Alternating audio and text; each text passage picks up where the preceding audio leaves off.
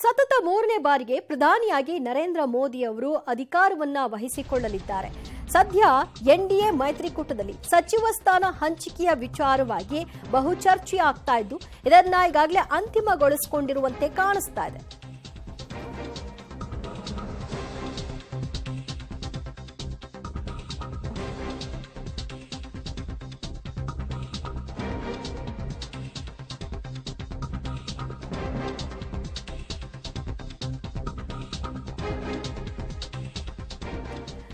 ಸತತ ಮೂರನೇ ಬಾರಿ ಪ್ರಧಾನಿಯಾಗಿ ನರೇಂದ್ರ ಮೋದಿ ಅವರು ಅಧಿಕಾರವನ್ನ ವಹಿಸಿಕೊಳ್ಳಲಿದ್ದಾರೆ. ಈ ಬೆನ್ನಲ್ಲೇ ಯಾರ್ಯಾರು ಸಂಪುಟದಲ್ಲಿ ಇರ್ತಾರೆ ಅನ್ನುವಂತಹ ಪ್ರಶ್ನೆ, ಯಾರಿಗೆ ಸ್ಥಾನಮಾನಗಳು ಸಿಗಬಹುದು ಅನ್ನುವಂತಹ ಪ್ರಶ್ನೆಗಳು ಕೂಡ ಇಲ್ಲಿ ಮೂಡ್ತಾ ಇದೆ.